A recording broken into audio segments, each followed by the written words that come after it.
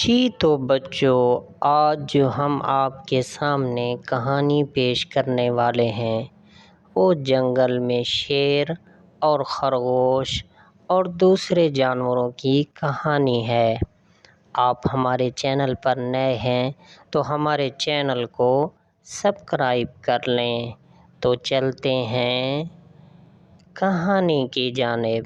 کسی جنگل میں ایک شیر اور ایک خرگوش اور باقی جانور رہا کرتے تھے۔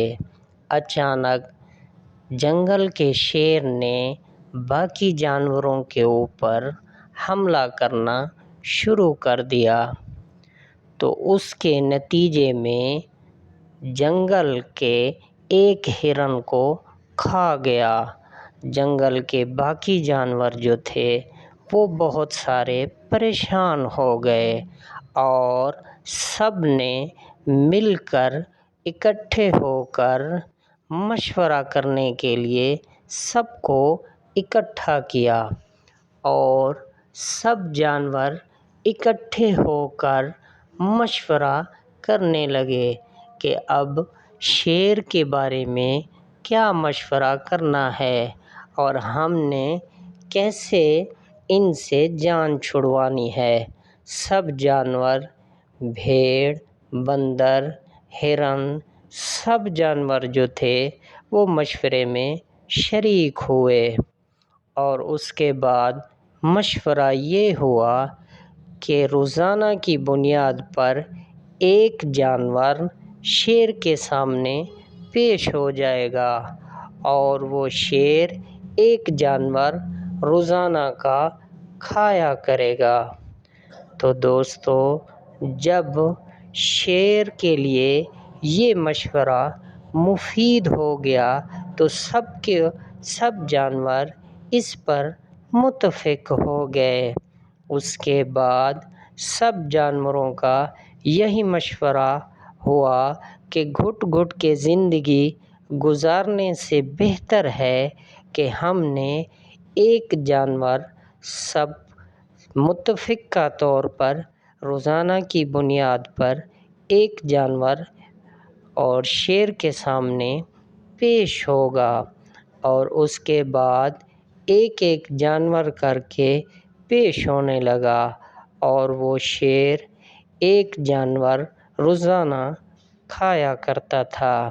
اس کے بعد خرگوش کی جب باری آئی تو خرگوش نے دل ہی دل میں تہیہ کر لیا کہ شیر کو سبق سکھانا ہے۔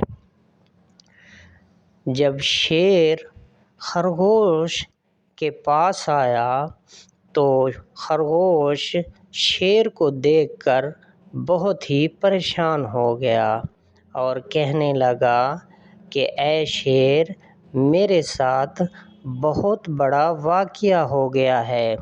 شیر بہت غصے میں تھا اور کہنے لگا کہ اتنی دیر سے کیوں آئے ہو؟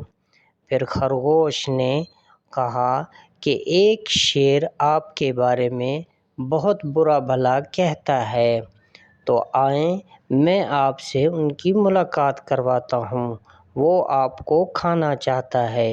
شیر غصے میں آ گیا اور خرگوش اسے لے کر ایک کنویں کی طرف لے گیا اور کہنے لگا، دیکھیں اس کنویں میں شیر ہے، اور شیر کو بھی وہاں شیر نظر آنے لگا، تو شیر نے غصے میں آ کر کنویں میں چھلانگ لگا دی۔